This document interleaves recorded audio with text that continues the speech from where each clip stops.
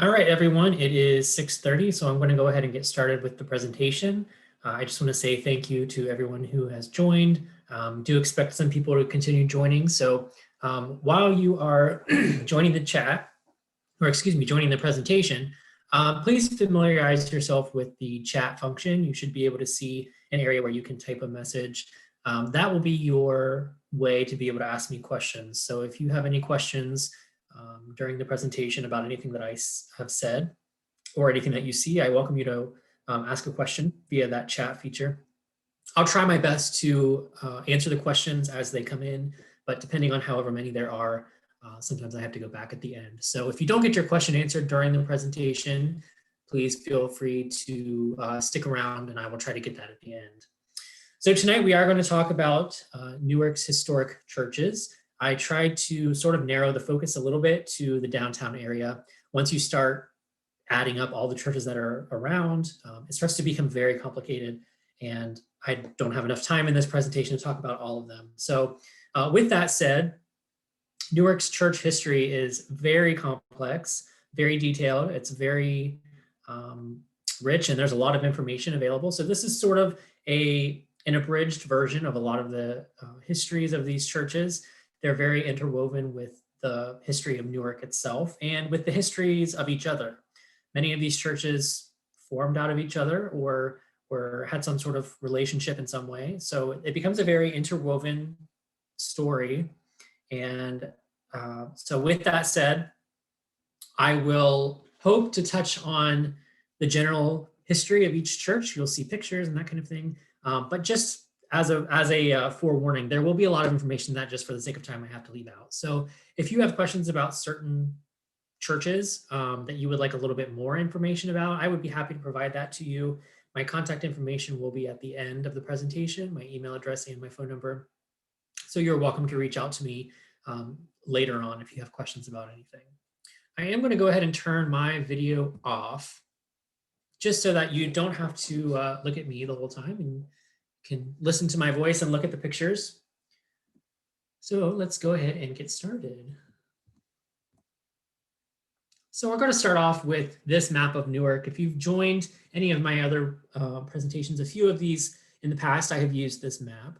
It's a great representation of early Newark. This is based off of firsthand account that was written in a book called A Pen Picture of Newark as it appeared in 1818. So this person, H.F.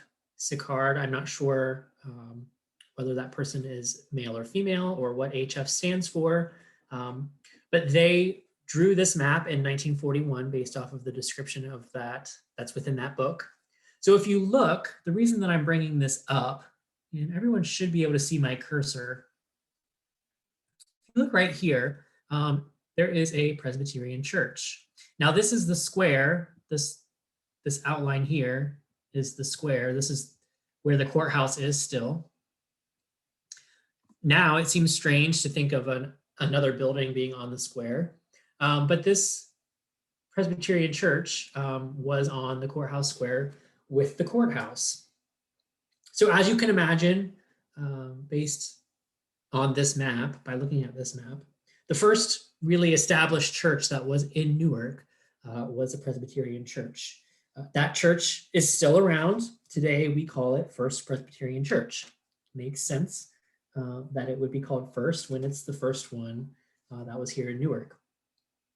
Back in the very early days of Newark, remember Newark was established in 1802. There was a minister that came in 1803. His name was Reverend John Wright, and he was a Presbyterian minister. He visited Newark in 1803, which sort of spurred on the development of the Presbyterian Church here in Newark. At that point in time, it was very much frontier territory. So he came and provided his services to the people in Newark. As the city grew, that was really the only option. There were a few different ministers who rode through town and would minister, and they were Presbyterian ministers. So in the fall of 1808, several more families had moved who happened to be Presbyterian. So the Presbyterian Church was organized in that year, in 1808. Some of the really prominent men in the area were some of the first sort of deacons of the church. One of the standouts was named David Moore, who was the founder of Marianne Furnace, which was a foundry that was over near Hanover in eastern Licking County. Several other well-known names were members of this church, members of its governing body, and they were elected elders of the church. So they had various houses of worship initially. Originally, when the church started meeting, they met in the log courthouse. And then in 1816, they actually contracted to build their own building. So that's the building that's demonstrated in this map. I have to also point out this map says a sketch of Newark, Ohio, about 808. There are some time inconsistencies here. Remember, this is a map that was drawn from another account from a book. And so some of the things in that book have all been condensed and said to be put in 1 year. So just from that perspective, this couldn't be 1808. Just keep that in mind. But what we're looking at is the layout of where everything was, which is important. So that church that is in this map on the square, just west of the courthouse, in March of 1816, that's when they contracted to build that.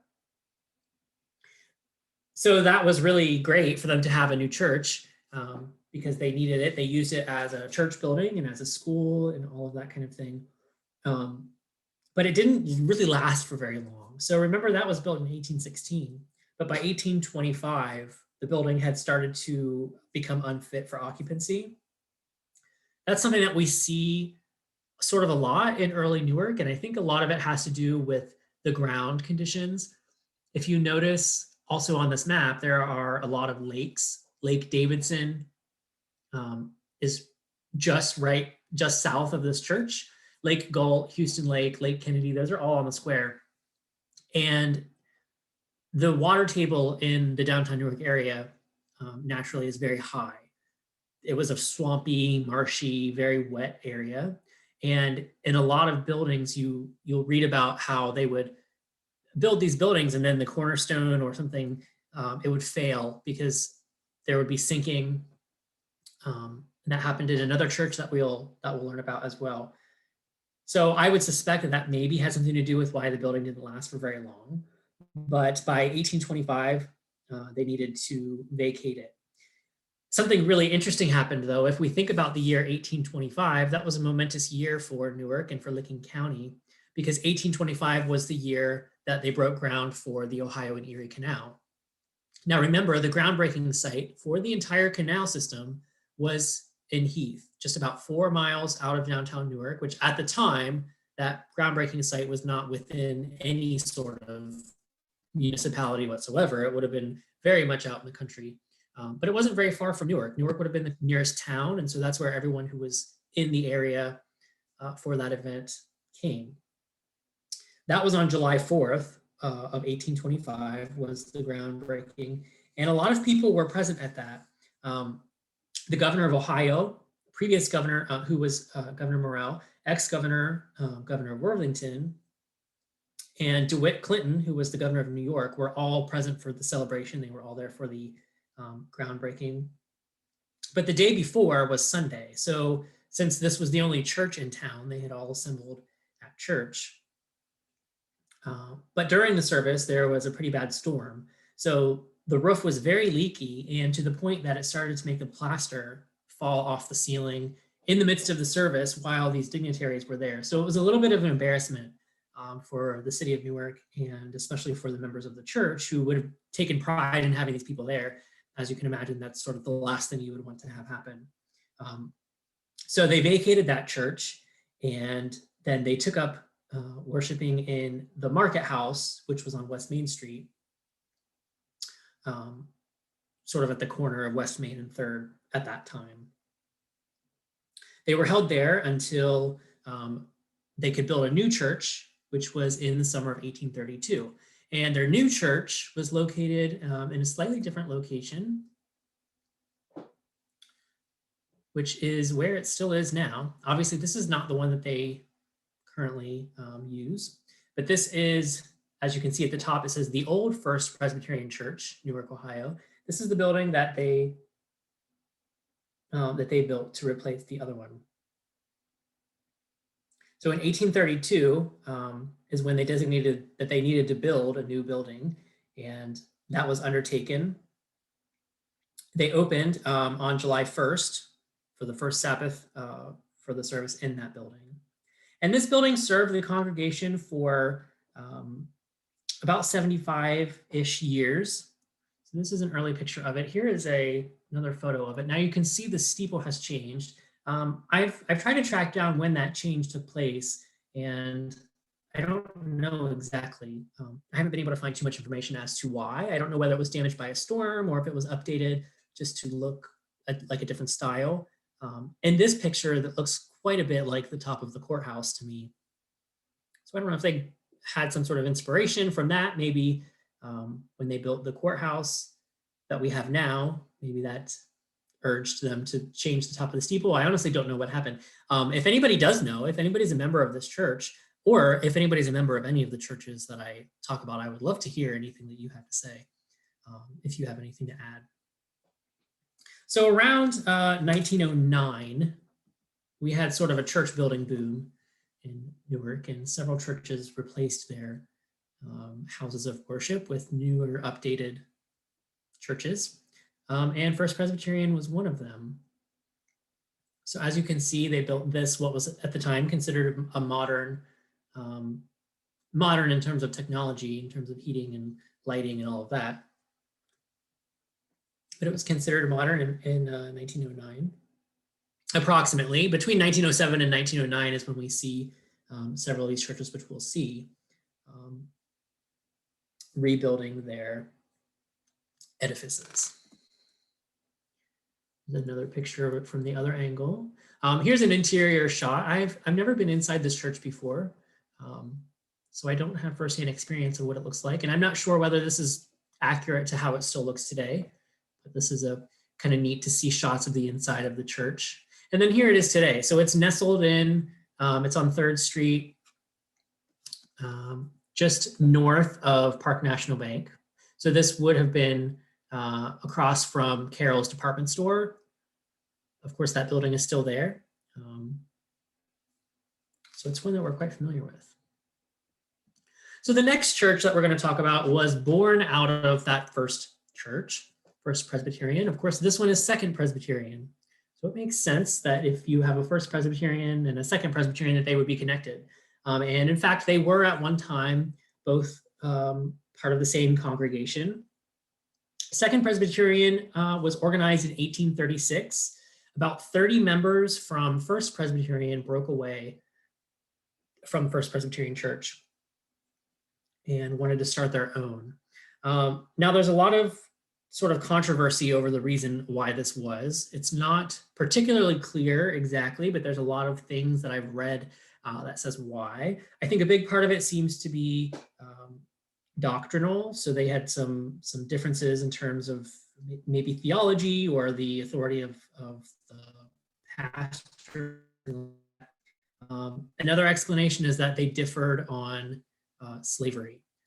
I don't know which church was on which side of the argument. That's not something I've ever been able to come across. So I can't say, and I don't know which, really where the truth lies in that.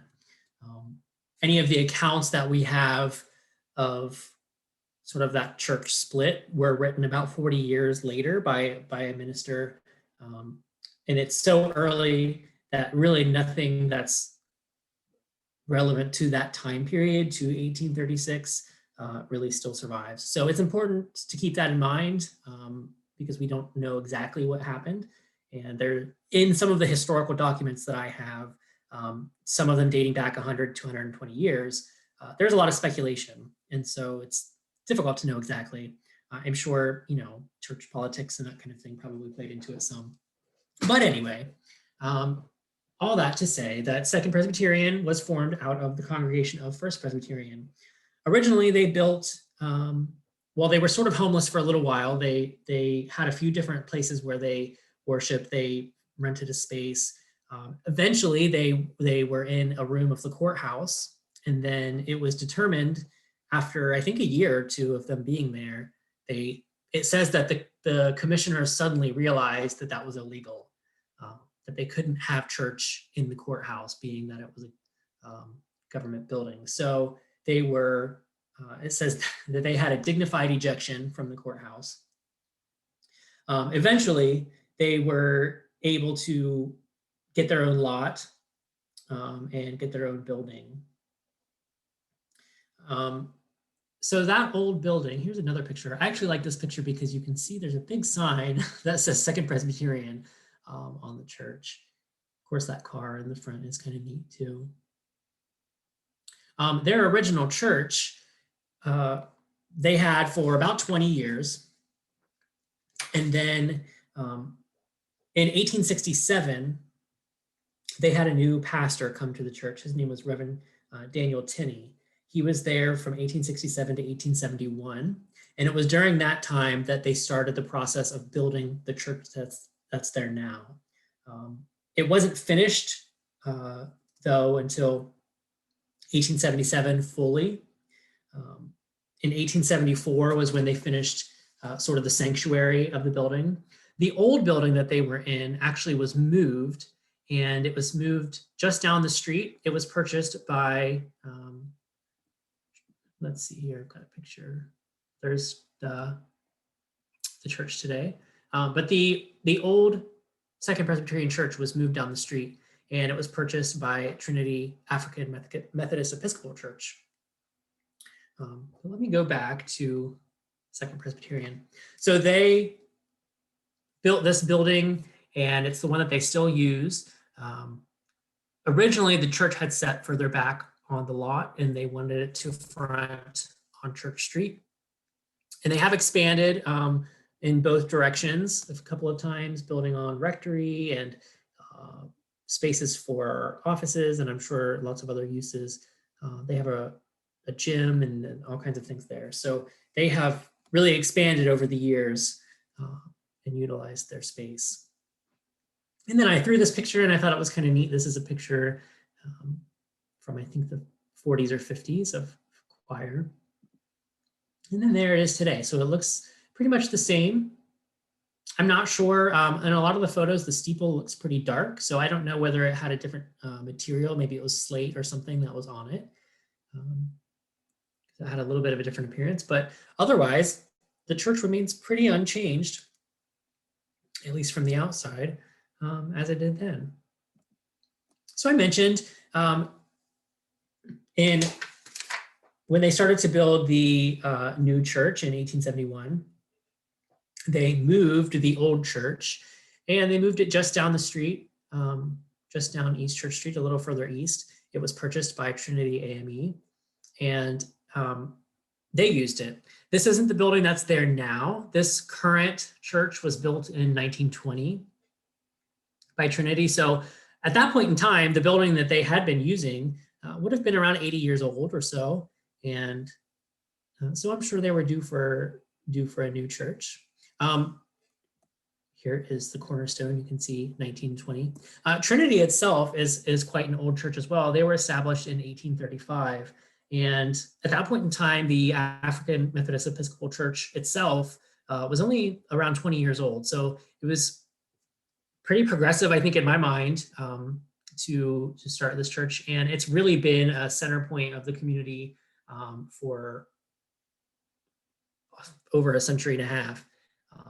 They consistently had a community mindset and done a lot of things to really serve the community. So there's been this church. Unfortunately, I'm not able to find older pictures of this church.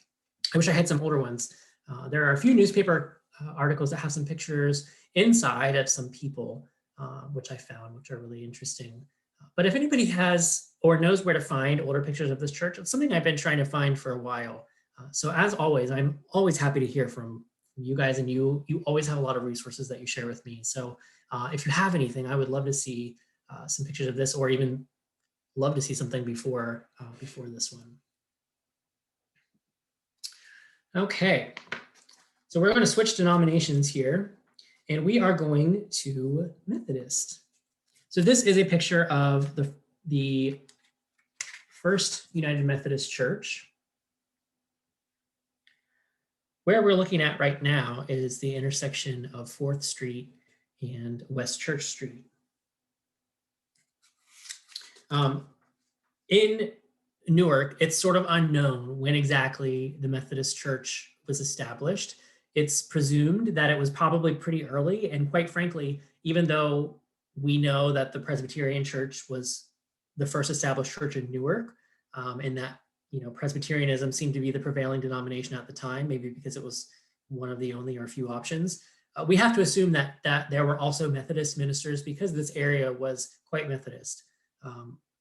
And so we know that there were circuit ministers, and we have to assume that they came to Newark. We just unfortunately don't have any documentation of that. I had read that the files or the sort of church history of the Methodist Church was lost in a fire or something in the late 19th century. And I'm not sure what really the details that surround that, but there's not much information of the early Methodist Church in Newark. So it's hard to know exactly its origins. But we do know that as far as the Methodist Church in Newark, 1828 seems to be the official starting point in terms of an actual church charter. They, as many other churches, sort of they worshiped where they could, in whatever buildings they could. And finally, they secured a lot, which was just south of this church that we're looking at. It was sort of seemingly ramshackle building that never quite got finished. For 2 years, they used it without any plaster on the inside. It's set up sort of on a hill, and they didn't have any stairs to get up to the church, so you just had to sort of trod through the mud. It says the pews were just rough boards, and I thought it was sort of funny. Apparently, one of the ladies of the church was not too happy about having to sit on a board, so she brought her own rocking chair for her personal comfort. So that was sort of well known about the church that predecessed this one. Finally, though, they were able to get some money together, and they were able to build a new church. So they did that in 1834. They were able to build their first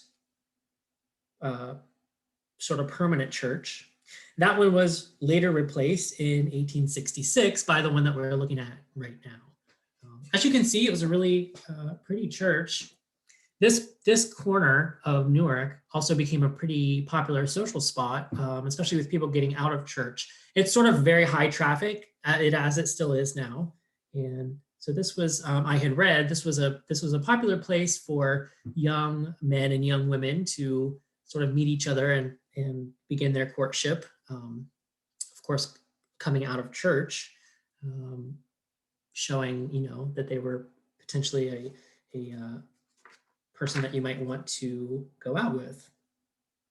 I'm sure it was quite different in the 1800s as it is to now. So I can only imagine the types of first dates, maybe we can call them, that happened outside of this church. I think it's sort of a funny little detail. So this church lasted until 1909, which is when the congregation moved. I mentioned we had sort of a church building boom at that point in time. And here's another, you can kind of see a little wider shot. This is on a postcard from 1907. When the congregation moved, this building changed uses. So it ceased to be a church any longer. The steeple was removed, and it was used temporarily as sort of a garage. Eventually, a pure oil station replaced it. And there is still the garage and a building that was used as part of Pure Oil. It's still there. It's I think it's called Sunrise Rental, but that wasn't any part of the church. So that was the church was demolished. And here is what it looks like today. That space, at least, looks like. So when the church moved, I have to throw this in. If you know anything about me, you know that I love historic houses, and I can talk about them all day.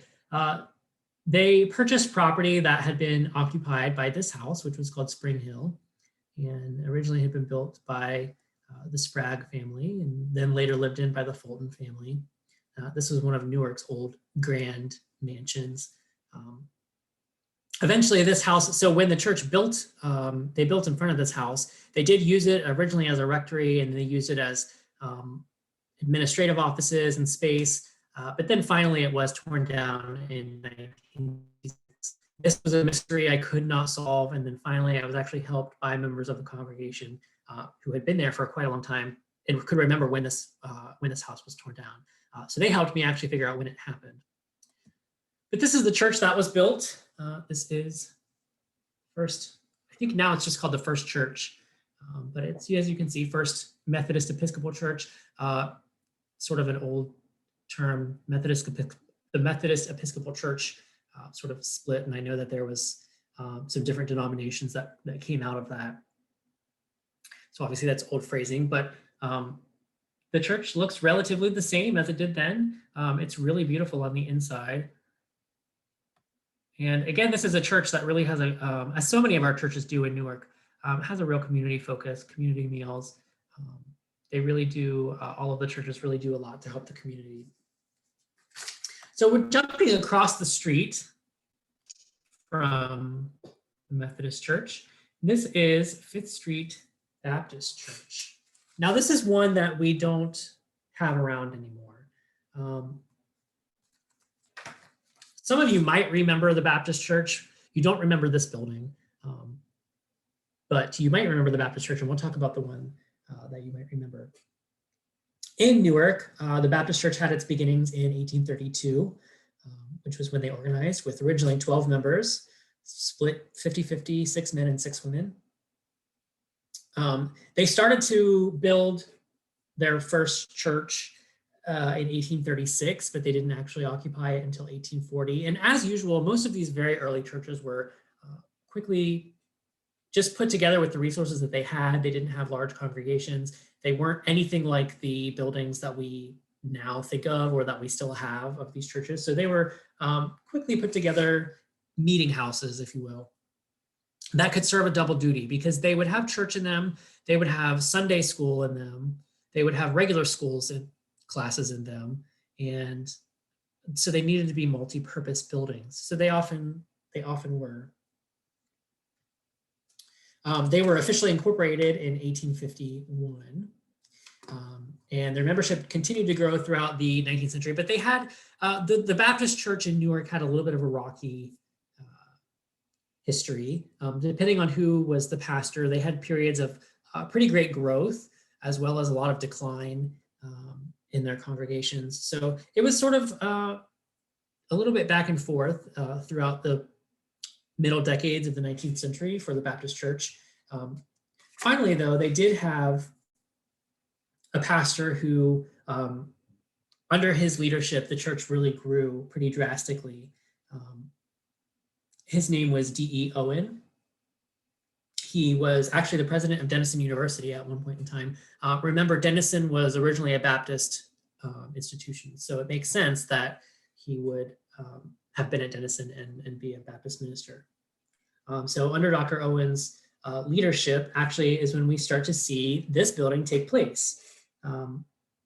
So they built it, and in January of 1875, they began services in the basement of the church, and they took up the name Fifth Street Baptist Church. That name was derived after they had had several iterations of Baptist churches. They had First Baptist and then Second Baptist. Eventually they had Fourth Baptist Church.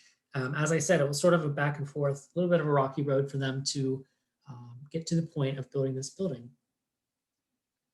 But they had consolidated into Fourth Baptist Church in 1870. And then, as I said, once they built this church and opened it in 1875, they officially changed their name to Fifth Street Baptist Church.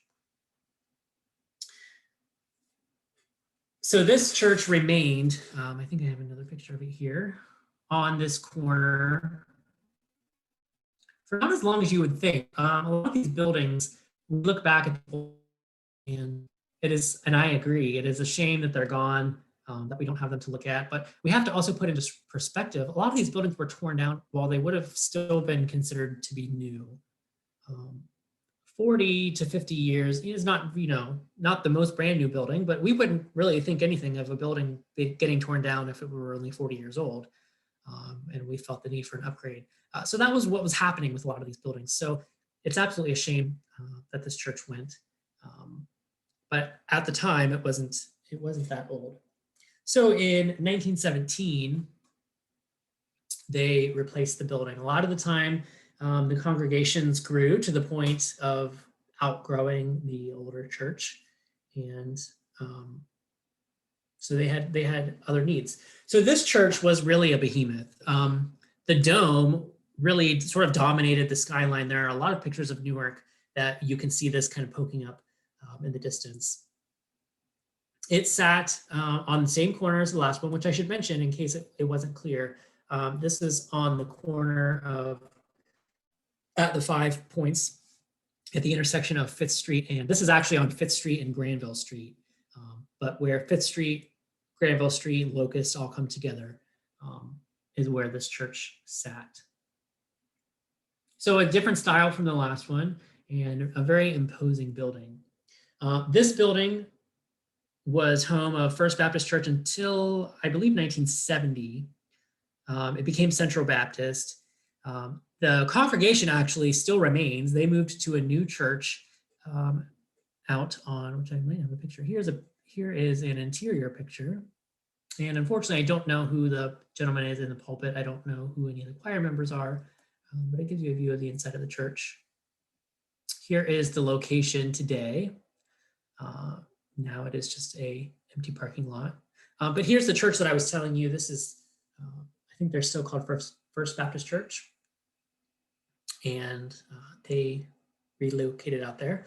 But in 1986, July of 1986, the building ended up getting torn down. It had been switched hands a couple of times. I think for a period of time, it was either an apostolic church or a Pentecostal church or something. And it had a few different congregations that used it.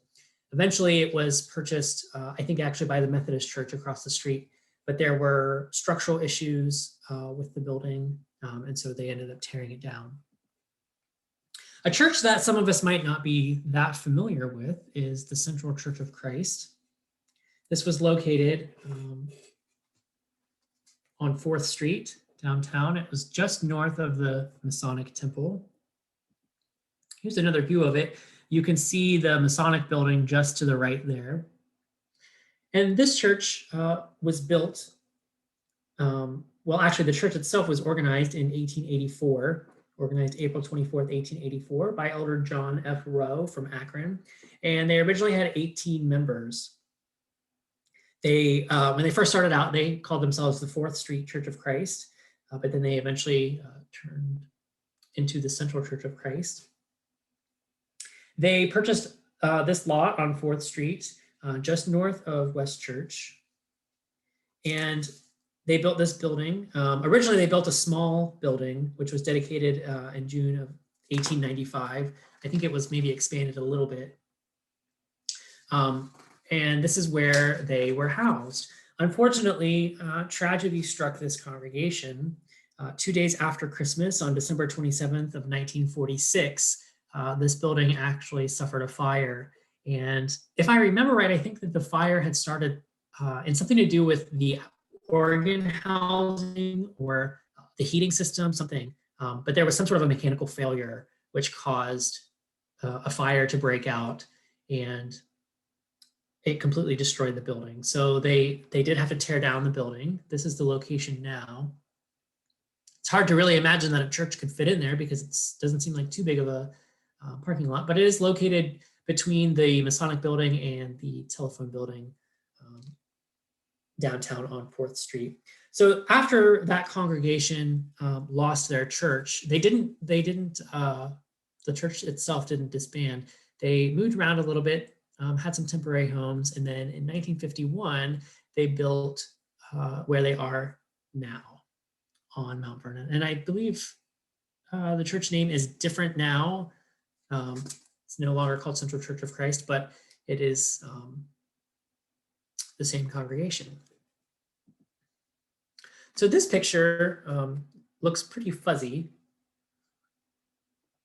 but it's interesting because it shows one of our oldest surviving church buildings in Newark. And this is a picture of Trinity Episcopal Church.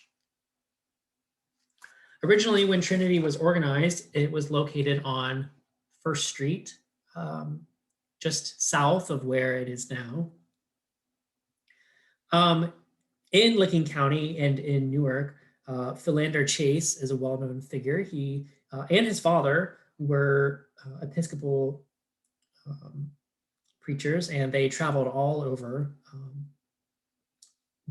You have sort of, if you can think to that stereotypical sort of circuit minister who's riding a horse all over the place and has congregations in a lot of different places.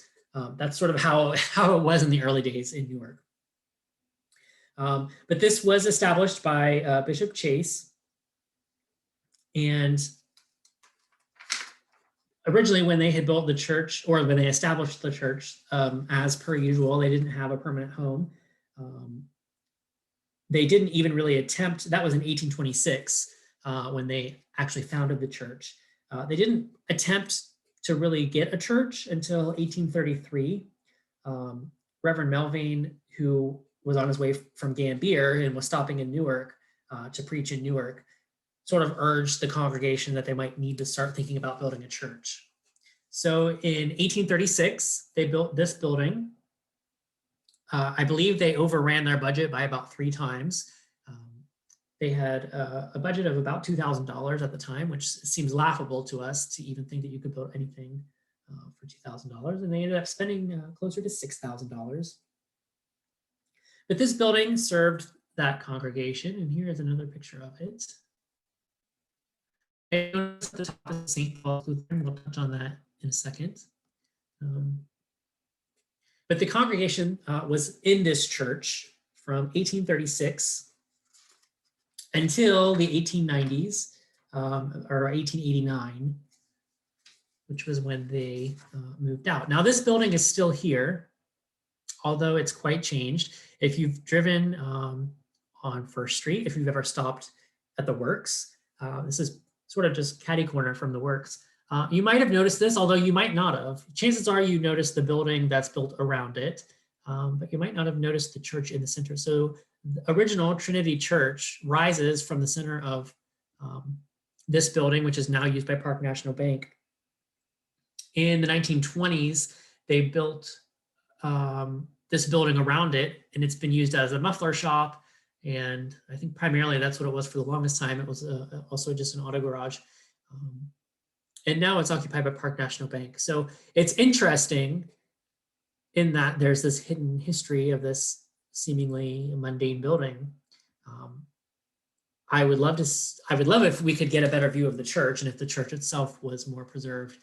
If you stop by though, you can't see it in this picture, but if you're actually there, you can look up and you can actually see the date of the church. It's still in the top. And of course the steeple's been taken off, but you can see the details of the windows and all that kind of thing. So that building is still there. But as I mentioned, in 1889, the Congregation of Trinity moved. They built a bigger building. Their congregation had outgrown the old building, and they needed to build a new one. So that's what they did. They built this one, which up until a couple of years was located on the corner of First Street and East Main Street, just a little bit north of their old sanctuary. Unfortunately, due to structural problems and a lack of funding to be able to fix those, this church was demolished, I think, a couple of years ago. And I thought I had a picture of the vacant lot, but apparently I did not add that into this. So if you drive by there, you might already be familiar with it, but this building, as I said, it was torn down. The church is still there. They had some administrative buildings and I think a fellowship hall building that they still use. They, again, have a very community mindset and they do a lot of events for the community, host a lot of things there. So they're able to use that space to continue doing that in that area. So they are still active, an active congregation. Now, going back to this picture, as I said, it says St. Paul's Lutheran Church. So in 1889, when Trinity moved, they sold it to what was called St. Paul's English Lutheran Church at the time. and they used this as their place of worship. However, I think really what put them out was a pretty devastating fire in the late 19th. I think, I don't have the actual date in front of me. I think it was 1918 or something, 1917.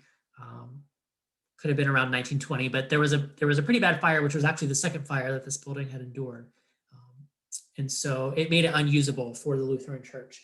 I don't think at the time they had the funding to be able to actually build a new one. So it took them a few decades actually before they could. So this is kind of fun to look at. I have a couple of proposed designs of a new St. Paul's Church that they had planned on. So there's this one. And as you can see, this didn't happen. There is also this design, which is different. These are both beautiful buildings. It would have been great to have these in Newark. They're quite large though, and I'm not sure that they would have fit in the spot where they ended up going. So this is actually the building that they did end up building. And I apologize, I did not write down the date of when this was built, but it was, I want to say in the 1950s or around 1960 that this building was actually built. If anyone goes to this church, please correct me. Or if you know the date, you can type it in the chat box. But they were finally able to reestablish themselves with a permanent home in this building. And it looks still quite the same if we go back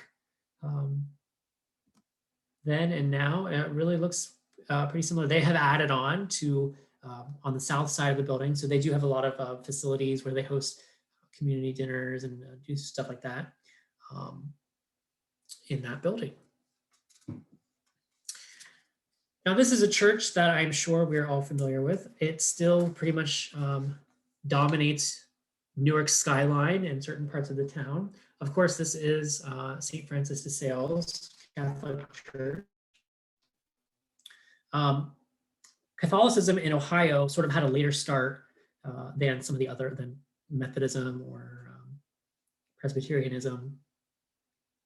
The first Catholic church in Ohio was built in 1818 near Somerset. And then a second one was built in 1822 in Danville.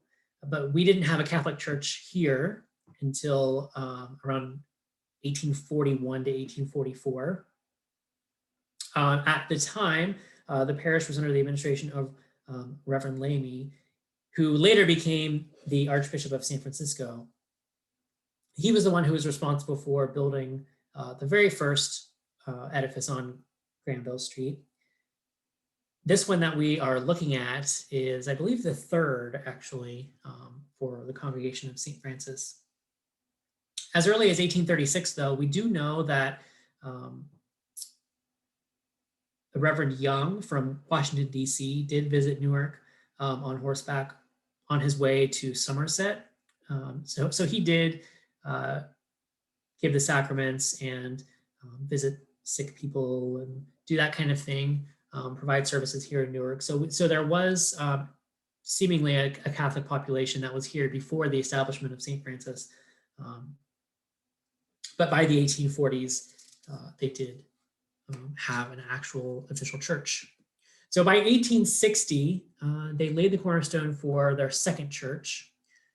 The first one was outdated and outgrown, and they needed to build a new one. So they moved the old church to the back of their lot, and they built this church. Again, the cornerstone was placed in 1860. And I had mentioned earlier that a lot of early buildings fail. 1860 isn't particularly early in terms of building in Newark. However, this one sort of had a similar issue where the cornerstone gave way. And it was sort of a controversy among people in the parish because they thought that it reflected poorly on the pastor. And they admitted that the building itself wasn't architecturally unique or particularly that interesting. It was a pretty standard looking church, but they thought that for plain, it should at least be architecturally sound. The pastor at the time was looking at making a building that was very multi-use. Again, I said these buildings were schools, they were churches, they were meeting places, they were all sorts of things. So he was thinking from that perspective of being, using the money wisely and making something that was multi-purpose. But the building always sort of had some structural issues, I think, from the beginning after that. So the building that we have now, and I should mention, it does say that the reason for the cornerstone, the failure of that original building, had to do with water. It did sort of wash out part of one of the corners, so it led to some sort of structural integrity problems. They did build a few other buildings too in the area, schoolhouse, rectory. There was a convent and things like that that were built. But in 1884, under Reverend William Hayes, the present church was built, and they built it relatively quickly. It only took them, I think, about 2 years, and in 1886 is when they opened the one that there is now. So this building obviously is still used by the congregation. I'm not sure if I have, yeah, here's an interior shot. I'm not sure what year this is from, but it's cool to see. Now, St. Francis is obviously very closely tied to Blessed Sacrament. And here's another picture of St. Francis. I like this because you can see the building in the back, which looks kind of neat to see that view of that building that's in the back. Like I said, they had several other buildings. Many of them have been torn down over time. I think one of them was called O'Boylan Hall. That was torn down, I believe, in the 80s. So there have been different buildings from time to time that have served the congregation. So as I mentioned, Blessed Sacrament is closely tied to St. Francis. After about 50 years of the establishment of the church, the diocese recognized that there should probably be another church in Newark on the other side of the river. So they wanted to go ahead and establish a church. And in 1904, they started to do that. Father Watterson arrived in Newark on June 9th of 1904 and began the work of putting together a congregation and planning a building. They broke ground for this building that we're looking at August 29th, 1904, and they laid the cornerstone on October 16th of 1904. So it officially opened in 1905. They had a school there. It opened the church. This building was used for 100 years, eventually used as a school once they moved the sanctuary, and was torn down in 2005. The next church up on the list is Plymouth Congregational Church. This building that we see here is another one of those that was built during that 1908, 1909 church building boom. Some of them, they're pretty similar in style too. If you compare this one to First Presbyterian, it looks really similar. I'm not sure whether they were all sort of designed by the same person or if there was some similar inspiration there. But they definitely all look relatively the same. This church was organized May 21st of 1879, originally with 68 members. And they had a different church before the one that's there. So they organized in 1879, and in 1884, they built this building. As you can see, it's a frame church, quite different from the one that remains now. But it used this church for about 30 years. And then in 1907, it was a unanimous decision to replace this church and build a bigger, more modern church, which is the one that they built on 4th Street. Just to sort of place this for you, here's a picture of the interior. I like to throw those in when I can find them. Just to place it for you, here is a picture of it within the last couple of years. It's just south of UDF on 4th Street. It's across from the telephone building. So this would have been actually across from the Central Church of Christ that we looked at earlier, which was the one that had burned down. This congregation is still active, still a part of the community.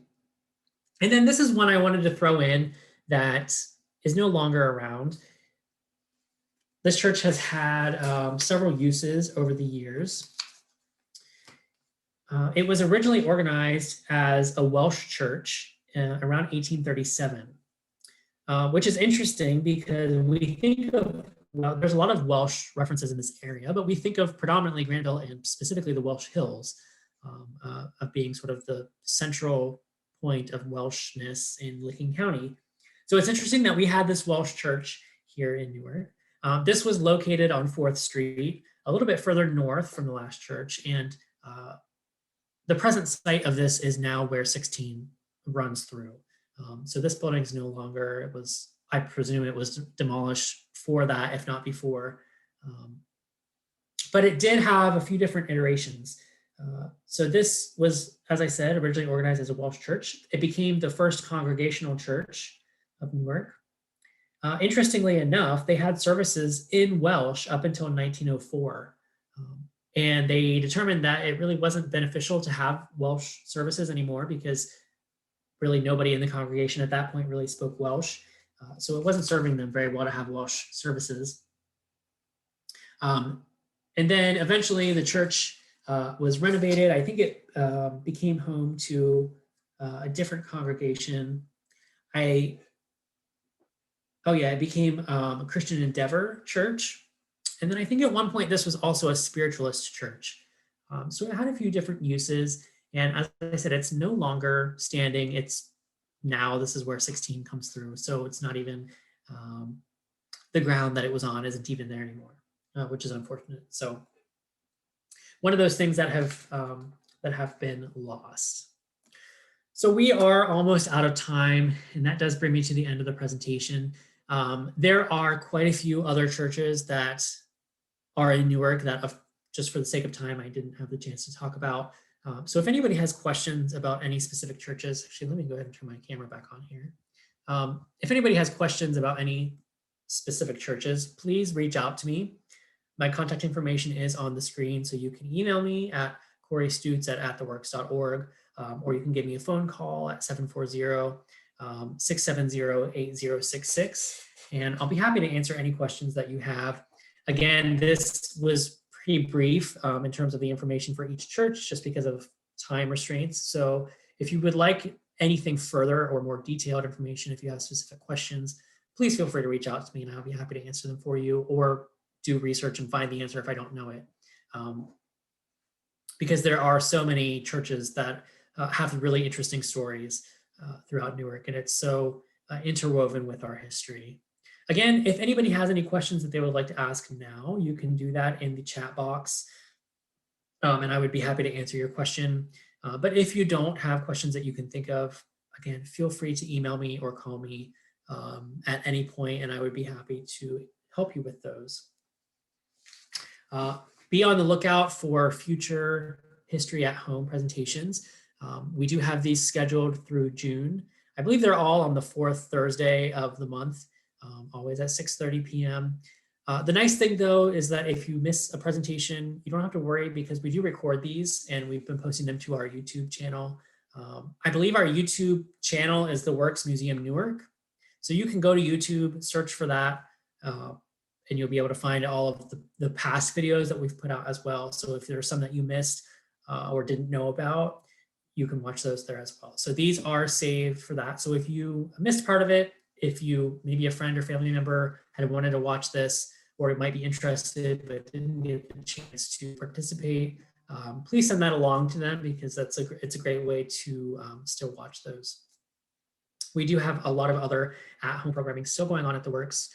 We have SciDome at home every month, and we still have at-home experiences. So keep checking our website, check our Facebook and social media to stay up to date on what's happening at The Works, both at the museum and things that you can do at home. We still want to make sure everybody is engaged. So it's a great place to find out how you can still participate in things through us. Again, I really want to say thank you to everybody. Thank you for participating in the presentation. I really appreciate your support, and your interest in our local history. It means a lot to me that people continue to watch these. So thank you so much. As I said, feel free to reach out if you have any questions. And I hope everyone has a wonderful evening and have a good night.